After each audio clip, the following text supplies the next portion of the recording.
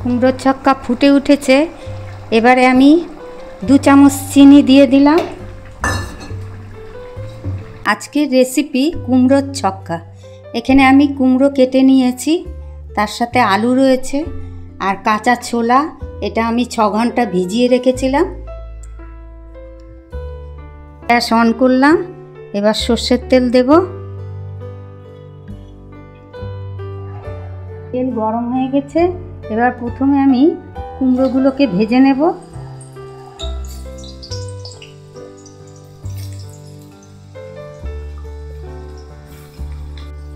কুমড়ো ভাজা হয়ে গেছে। এবার আমি তুলে নেব। দেখুন এইরকম ভালো করে ভেজে নিতে লাগবে।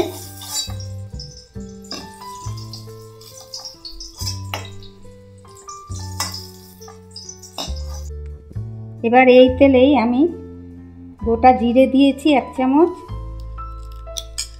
একটা তেজপাতা। এবার আলুগুলোকে ছেড়ে দিলাম। আলুগুলো ভালো করে ভেজে নেব।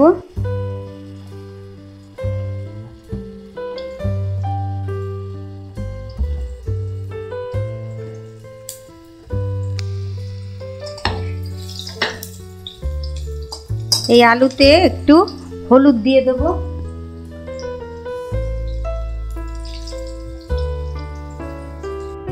আলুগুলো ভালো করে ভেজে নিয়েছি।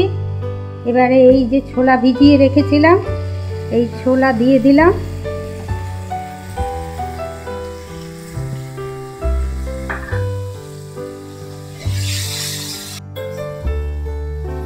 ছোলা ভাজা হয়ে গেছে। এবার 1 চামচ ধনের গুঁড়ো, 1 চামচ জিরের গুঁড়ো, এটা দিয়ে একটু ভালো করে নেড়ে নিতে লাগবে। বেশি সময় লাগবে না নাড়তে। তারপরেই আমি দিয়ে দেব আদা বাটা 1 চামচ, কাঁচা লঙ্কা বাটা 1 চামচ,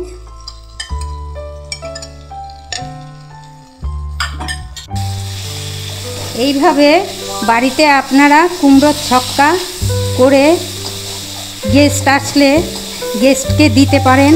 এর সাথে চাপাটি করেও দিতে পারেন। খুব বেশি সময় লাগবে না আর খেতেও খুব সুস্বাদু লাগবে। এবার 1 চামচ হলুদ দিলাম, পরিমাণ মতো নুন,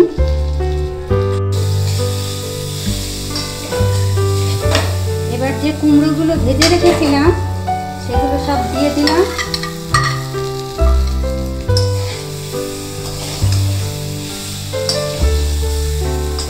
কিছুক্ষণ নাড়াচাড়া করে তারপরে আমি জল দিয়ে দেব।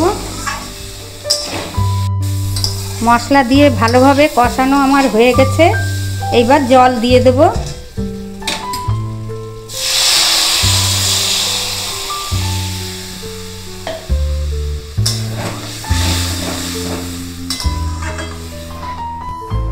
কুমড়োর ছক্কা ফুটে উঠেছে।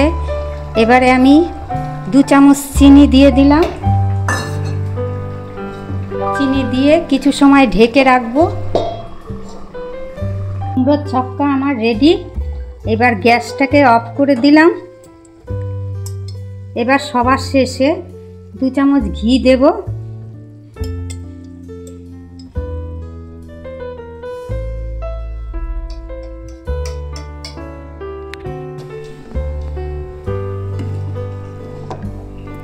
এবার আমি পরিবেশন করব। কুমড়োর ছক্কাটি আপনাদের কেমন লাগলো কমেন্ট করে জানাবেন আর এইভাবে বাড়িতে করে খাবেন। যদি আমার ভিডিওটি আপনাদের ভালো লাগে তবে আমার চ্যানেলে সাবস্ক্রাইব করবেন। ভালো থাকবেন, সুস্থ থাকবেন।